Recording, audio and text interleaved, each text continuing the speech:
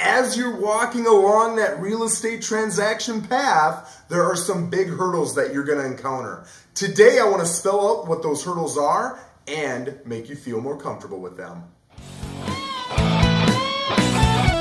You better get fired up! Every real estate transaction has its hurdles, right? It's inherent. You might have big ones or little ones. You might have a lot of them or not so many. But today I want to give you the 3 big hurdles that I see as a realtor in most real estate transactions, all right? So let's get right into it with number 1.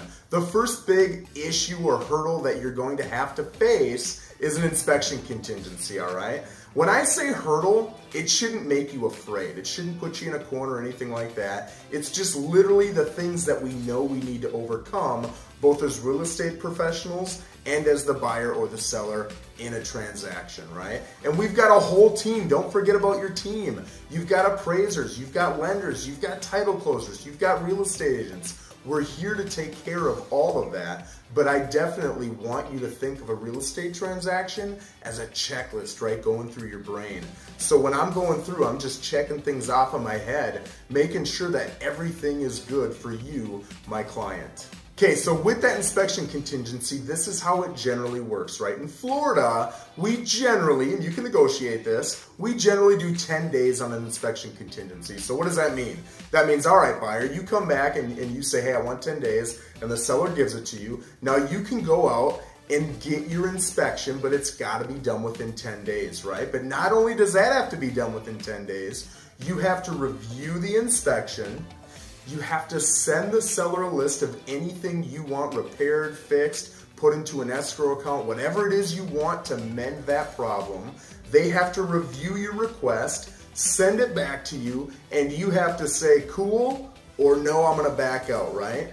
You have to do all of that in 10 days. So you don't wanna schedule the inspection on day 9. You wanna get that sucker scheduled on day 2, right? That makes sense. So the first big hurdle we have to overcome is the inspection.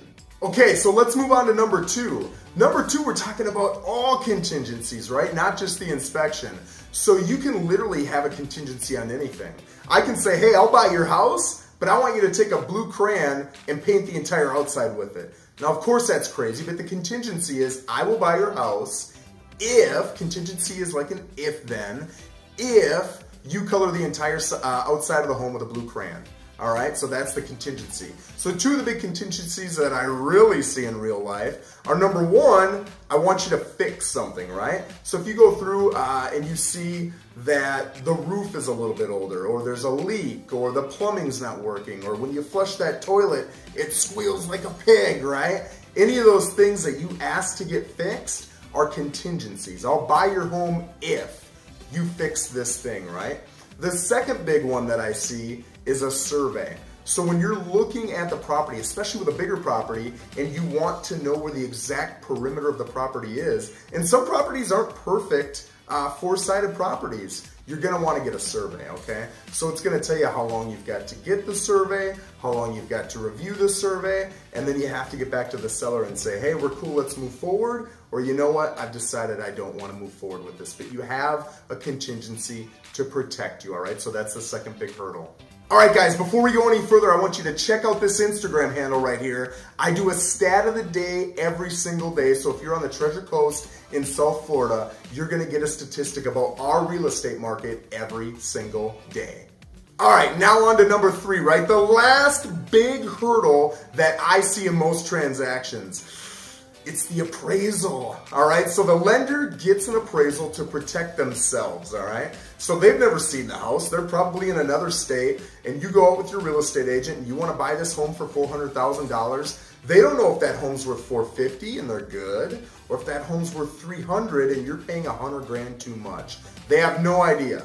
All right, so what they want to do is pay a third party who has no financial interest in the transaction, an appraiser, and that appraiser comes out and says, listen, looking at this and that and these comps and these solds and these actives, I think this home is worth $410,000. The bank sees that, they know you only want to pay $400,000, and they're comfortable. So now you can go ahead and purchase that property, right?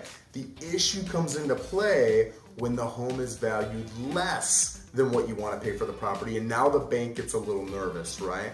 And that's a whole nother video talking about how you play out that appraisal contingency, but that's the last of the big hurdles for you in a real estate transaction.